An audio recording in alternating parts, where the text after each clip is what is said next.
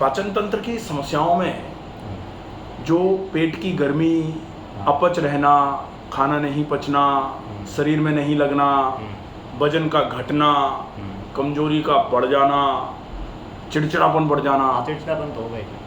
और आप बता रहे हो 26 साल से है परेशान? बिल्कुल परेशान, 26 साल से। इलाज भी करा लिया हो? हाँ, करा लिया।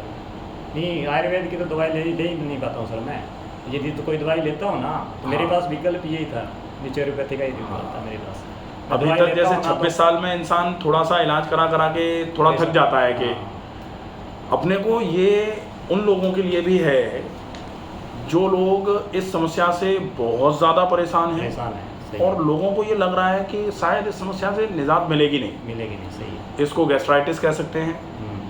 अगर गैस्ट्राइटिस अलॉन्ग विद इंटरनल हेमोरॉयड हो तो इसको क्रॉन्स भी कह सकते हैं। IBD, इन्फ्लेमेटरी बाउल डिसीज, इसमें आपके स्टमक में, इसोफेगस में भी इसोफेजाइटिस भी हो जाती है।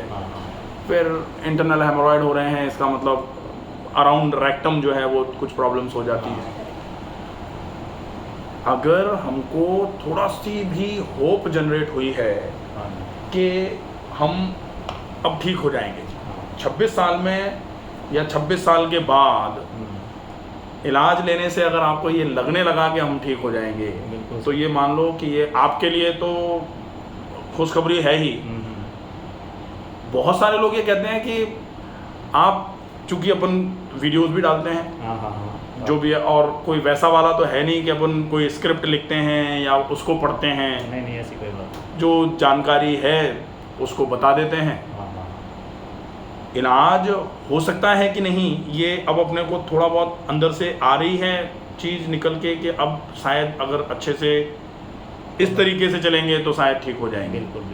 आ रहा है। बिल्कुल आ रहा है। आराम अपने को कितना परसेंटेज में अगर अपन देखें? परसेंटेज में देखें तो मतलब 20-25% के आसपास है। 20-25% अपने को 10 दिन में लग रहा है। 20 दिन में। हाँ, 20 दिन में। तो 20 दिन में 20-25%, लेकिन 26 साल की बीमारी में। हाँ जी, ठीक है। नहीं, मैं मानता हूँ, सही है। आपको तो मैं मानता हूँ। अब कुछ की पॉइंट्स हैं जिनको अपने को और ध्यान में रखना है। भाई ये आराम मिला, इसके लिए जो चीज़ें हैं ये तो जनरली हम बताते ही हैं। हाँ। उन चीज़ों को कौन किस तरीके से फॉलो कर रहा है उसके ऊपर डिपेंड करेगा कि कितना आराम किसको मिलना है। हाँ, सही है। ठीक है। किसी की, अच्छा, दूसरा ये भी होता है कि बीमारी तो वही है लेकिन किस शरीर में है। शरीर की क्षमताएं बहुत ज़्यादा कमज़ोर हैं तो वही बीमारी उस शरीर में ज़्यादा परेशान करेगी। शरीर की क्षमताएं थोड़ी ठीक हैं तो वही बीमारी थोड़ा कम परेशान करेगी। क्षमताएं बहुत ज़्यादा अच्छी हैं तो बीमारी आएगी, थोड़े समय के बाद चली जाएगी। सोच लेगी, समझ लेगी कि इस शरीर में हमारा काम नहीं बनेगा, हमारी दाल नहीं गलेगी, यहाँ रहना उचित है ही नहीं, निकल लो यहाँ से, तो बीमारी निकल लेगी। अब आगे के लिए जो राह अपने को चुननी है वो क्या होनी चाहिए और उसको किस तरीके से आप फॉलो करोगे, ये की पॉइंट्स में समझ लो। सबसे पहले ये विशेष ध्यान, बैठ जाओ, ये विशेष ध्यान रखा जाए कि सवेरे जागने का नियम और जागते ही उठना ज़रूरी है।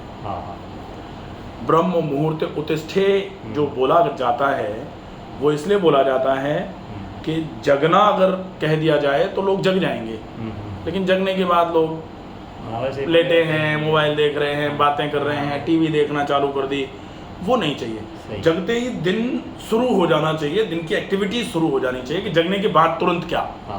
तो जग के तुरंत लेट जाना और लेट करके पेपर पढ़ना या जग के तुरंत मोबाइल पर रील्स देखना चालू कर देना, ये नहीं है। ये जगना पड़ेगा।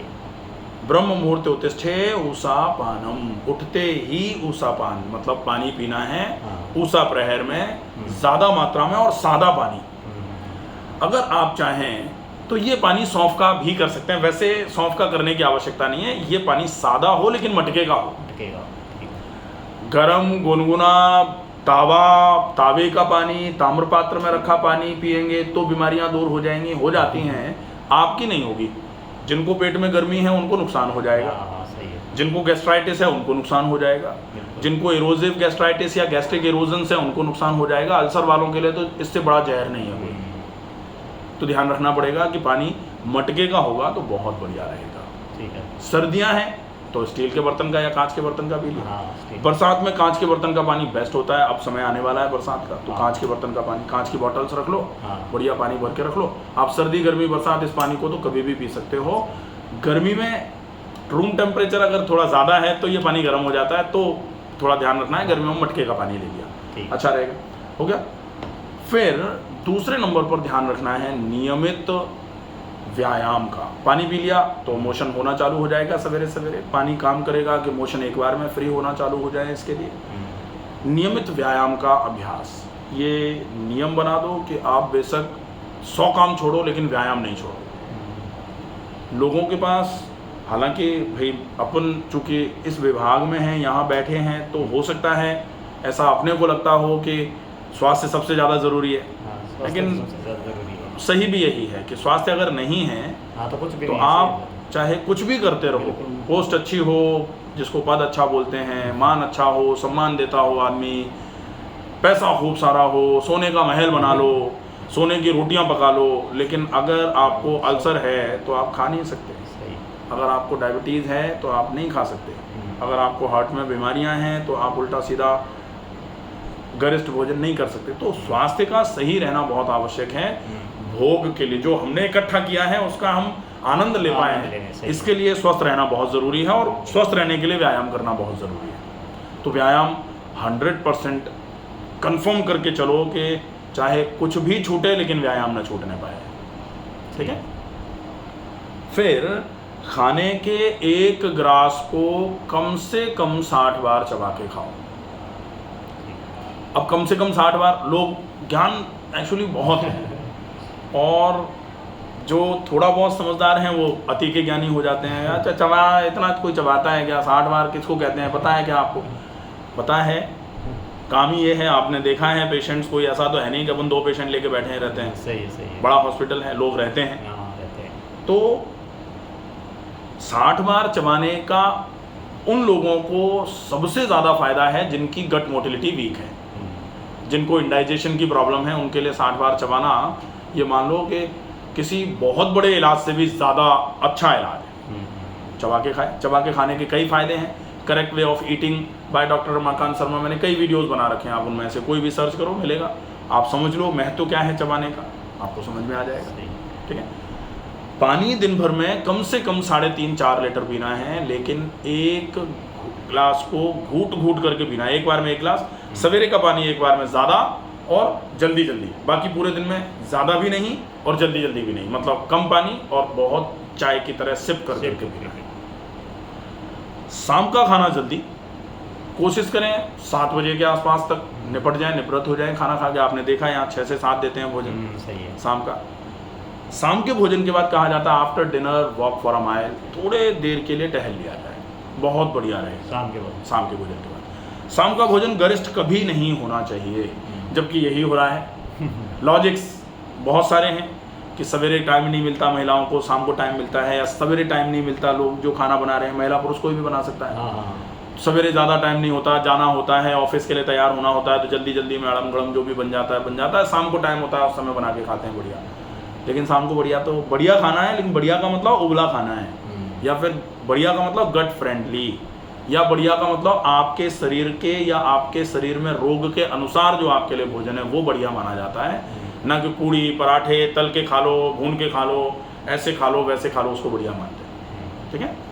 इसके बाद फिर ध्यान रखना है, कैसे भी करके आप प्राणायाम पर थोड़ा ज़रूर ध्यान रखेंगे। वैसे व्यायाम में भी आ जाता है, व्यायाम ही है प्राणायाम भी, लेकिन प्राणायाम थोड़ा अलग से करेंगे। प्राणायाम आपको वो गुस्सा, चिड़चिड़ापन, लगातार ऐसा लगता है कि पता नहीं क्या ही कर दें, कोई कुछ कह देता है तो अंदर अंदर या फिर उसी पे फूट जा रहा है गुस्सा, ये बड़ी समस्या है। अच्छा, अंदर अंदर अगर रह गया, फूटा नहीं तो आपको नुकसान करेगा, फूट गया तो आपको और अगले को भी नुकसान करेगा। भाई हो सकता है वो भी आप पे फूट जाए, सही है। या फिर फूटने के चक्कर में एक दूसरे में झड़प हो जाए और एक दूसरे का सर फूट जाए, कुछ भी हो सकता है। और हो रहा है आजकल, आप देखो रास्तों में लड़ाइयाँ हो जाती हैं लोगों में, घर में तो हो ही रही हैं। बिल्कुल।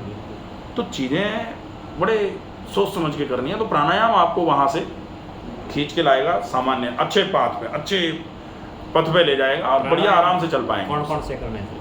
अनुलोम विलोम करिए, डीप ब्रीदिंग करिए और भ्रामरी करिए, बहुत अच्छे प्राणायाम। बहुत बढ़िया फ़ायदा हो जाएगा। ठीक। ये बेसिक्स हैं, इनका फॉलोअप आप करना शुरू कर दो। बाकी जो जनरल आपने यहाँ सीखा है, डाइट में क्या लेना है, कब लेना है, मात्रा कैसे कितनी, ये सब आपने समझ ही लिया है। हाँ। बीच में अगर आपको कोई दिक्कत होती है, कंसल्टेशन अवेलेबल है, आप कभी भी कर सकते हैं, कभी भी बुक किया और ठीक है, चालू कर ठीक है। कोई इशू नहीं। ठीक है, मेरे नंबर हैं, आप मुझे व्हाट्सअप मैसेज कर सकते हैं कभी भी अगर कोई दिक्कत लग रही है तो। ठीक है। अकॉर्डिंगली जो भी आपके प्रश्न हों, क्वेरीज हों या जो भी आपको समस्या हो रही है, आप लिख के भेजेंगे, आपको आंसर मिलेगा उसका। ठीक है। ठीक है, ठीक।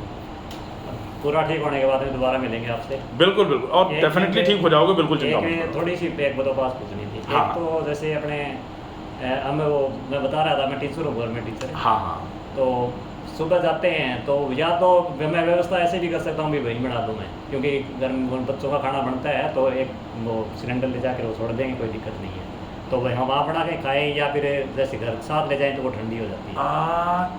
ठंडा हो जाए बेशक कोई दिक्कत नहीं। जैसे वहाँ आपके लिए वो अरेंजमेंट करना सारा, जो सिलेंडर आप ले जाओगे, राशन नहीं, आप ले सिलेंडर जाओगे, है सब वहाँ कुछ। पे, सिर्फ चूल्हा ले जाना, वो घर पे रखा है। आप एक काम करिए, ज़्यादा अच्छा ये रहेगा कि आप बना के घर से ले जाइए, हाँ। और वो ठंडा हो जाए, वो कोई नुकसान नहीं है, वो खिचड़ी ले चले। जाएं, जैसे खिचड़ी आप सब्जी वाली खिचड़ी ले जाइए, हाँ। आराम से 2-3 घंटे बाद में कोई दिक्कत नहीं होती। कोई दिक्कत नहीं, आप 6 घंटे तक भी खा लेंगे तो कोई इशू नहीं, कोई कोई issue दिक्कत नहीं। जैसे बढ़िया। साथ में आजकल केस इस तरीके के आने लग गए हैं जो आप 4 घंटे तक तो खाना फ्रेश रहता है। हाँ। फ्रेश मतलब 4 घंटे तक तो वैसे भी आप बना के अगर रख दो, 4 घंटे के बाद भी खा रहे हो तो दिक्कत नहीं। अच्छा। वैसे भी अति का गरम हाँ, खाना वो तो भी। आपके लिए उचित भी नहीं है, हाँ, क्योंकि हाँ। पहले से ही गर्मी है शरीर में, हाँ, तो वो चलेगा, वो उसमें कोई समस्या नहीं, ऐसे कोई समस्या बढ़िया रहेगा। नहीं। मतलब कहीं जैसे सफ़र पे जाना हो तो वैसे कोई चीज़ खाने को ना मिले मतलब, तो आप फिर क्या फल का करो? ऑप्शन ऑप्ट कर लीजिए। जैसे सफ़र पे जा रहे हैं, आपने कुछ खा के नहीं जा पाए, या हाँ। फिर आप 2 दिन 3 दिन के लिए जा रहे हैं, तो हाँ। भाई 3 दिन का खाना तो नहीं ले जा सकते, मैंने 3 दिन कर देता तो फिर आप ऑप्ट करिए फल, और फलों की क्वांटिटी अच्छी, और सीजनल फल खाइए, चीज़ क्योंकि सीजनल होगा वो उतना कम वैसा होगा रखा हुआ या रखने के लिए प्रिजर्वेटिव वाला। अब सेब का सीजन नहीं है और हम सेब खाएं तो कोई मतलब नहीं है, और वैसे भी कहा जाता है मौसमानुसार फल खाने चाहिए। तो जो चीज़ मौसम में चल रही है, और जो कोशिश करो रीजनल भी, रीजनल मतलब जहाँ जो चीज़ उगती है अगर वहाँ वो चीज़ खा लोगे तो उसमें भी थोड़ा कंपैरेटिवली कम अडल्ट्रेशन, कम जो भी प्रिजर्वेटिव्स डाले जाते हैं वो कम होते हैं, तो वो सही है, वो बढ़िया रहेगा। ठीक है। एक माता जी को डायबिटीज़ है तो अपनी क्योर हो सकती है क्या, ये वैसे लगा तो कई सालों से लगा था? देखिए, डायबिटीज़ का क्योर 100% है, हाँ। अगर टाइप 1 नहीं है तो, मतलब इंसुलिन डिपेंडेंट नहीं है तो। टाइप 2 ही है। टाइप 2 है तो 100% क्योर है, कोई इशू नहीं है। वैसे बहुत यदि अपने बढ़िया घर पे आराम। कुछ करना चाहे तो क्या क्या कुछ कर सकते हैं? Diabetes management by doctor Ramakant Sharma, पूरा वीडियो है। पूरा वीडियो। हाँ, ऑलमोस्ट मतलब बाल से लेकर के और तलवे तक शरीर में जितनी भी बीमारियां होती हैं, हाँ। अगर कोई 2-5 रह जाएं तो रह सकती हैं, ऐसा ज़रूरी नहीं है कि सब पे हो, जो याद नहीं आया हो या हाँ। जो अभी तक अपने आमने सामने पेशेंट नहीं आए हैं जिन हाँ। बीमारियों के, हो सकता है वो रह जाएं। अदरवाइज लगभग सारी बीमारियां कवर्ड हैं, किडनी की, लिवर की, लंग्स की, जॉइंट्स की, आँखों की, कान की, नाक की, बाल झड़ना, लिवर की, पेट से संबंधित, दांतों से संबंधित, डाइजेस्टिव डिसऑर्डर्स, सब कुछ, female related disorders, diabetes, thyroid, BP, heart diseases, सब हैं। ठीक है, ये फॉलोअप लिख दिया जब सब देखना थोड़ा सा एक बार। जी।